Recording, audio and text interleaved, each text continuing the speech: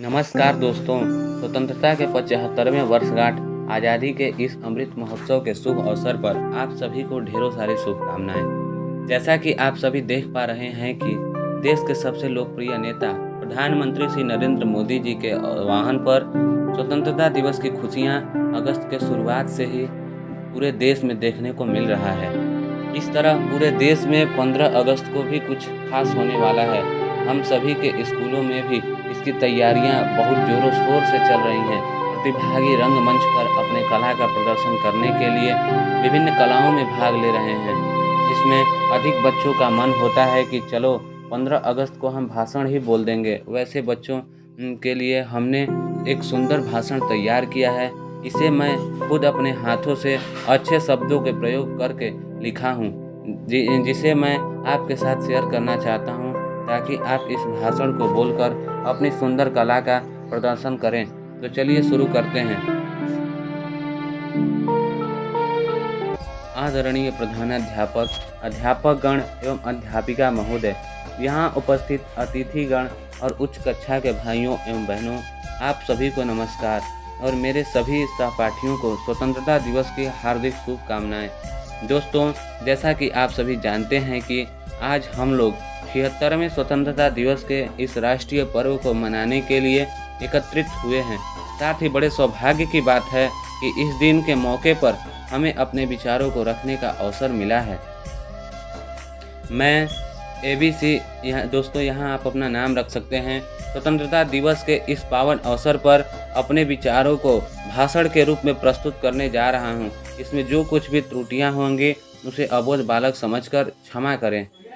दोस्तों, आज का दिन भारतीय इतिहास का सबसे महत्वपूर्ण दिन है, क्योंकि आज ही के दिन 15 अगस्त 1947 को हमारा देश अंग्रेज़ों की 200 साल की गुलामी के बाद अंग्रेज़ों की चंगुल से आज़ाद हुआ था।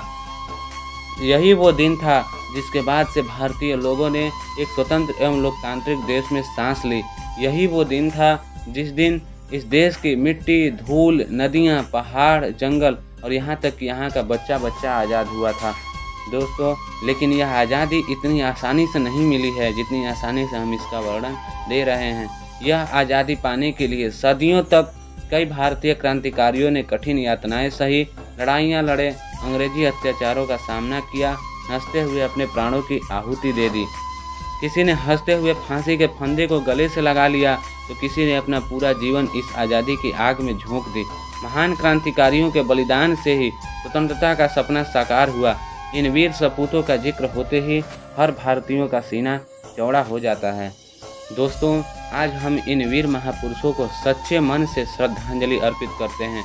चाहे वह मंगल पांडे हो, रानी लक्ष्मीबाई हो, शहीद भगत सिंह हो, लाला लाजपत राय हो, चंद्रशेखर आज़ाद हो या फिर राष्ट्रपिता महात्मा गांधी हो। इन लोगों ने देश को आज़ाद करवाने में अपना तन, मन, धन, यहाँ तक कि सब कुछ त्याग दिया। इन सभी लोगों का सपना सिर्फ भारत को आज़ाद होना था। हम उनके सपने की दुनिया में ही जी रहे हैं। आज हम इन महापुरुषों के इस महान कार्य के बदले कुछ नहीं कर सकते, लेकिन इन्हें सच्ची भावना के साथ एक बार सलामी जरूर दे सकते हैं।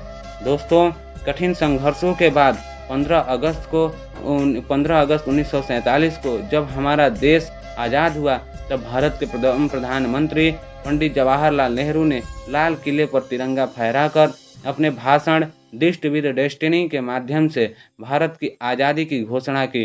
फिर पूरे देश में स्वतंत्रता की खुशियाँ खूब जोरों शोर से मनाई गई। तब से लेकर आज तक हर साल प्रधानमंत्री लाल किले पर देश में सबसे पहले तिरंगा फहराते हैं। फिर पूरे देश में स्वतंत्रता समारोह मनाया जाता है। आज ही के दिन हर गली, हर कस्बे में प्रभात फेरियां लगती हैं एवं नारे लगाए जाते हैं। सामाजिक जगहों पर, सरकारी दफ्तरों में और हमारे विद्यालयों में भी हर साल स्वतंत्रता दिवस को झंडा फहराया जाता है और हम सभी अपनी आज़ादी पर आंच नहीं आने देने का संकल्प लेते हैं और फिर अंतिम में मिठाइयाँ बढ़ती हैं। दोस्तों, अब हम अपने तिरंगे झंडे के महत्व के बारे में जानने का प्रयास करेंगे। हमारे इस तिरंगे झंडे में 3 रंग शामिल किए गए हैं, जिनका महत्व कुछ इस प्रकार है कि ऊपर का केसरिया रंग महान बल व पराक्रम का प्रतीक है एवं बीच का सफ़ेद रंग सच्चाई एवं ईमानदारी का प्रतीक है। जबकि नीचे का हरा रंग देश की पवित्र धरती एवं हरे भरे पर्यावरण की सौंदर्यता का बखान करता है।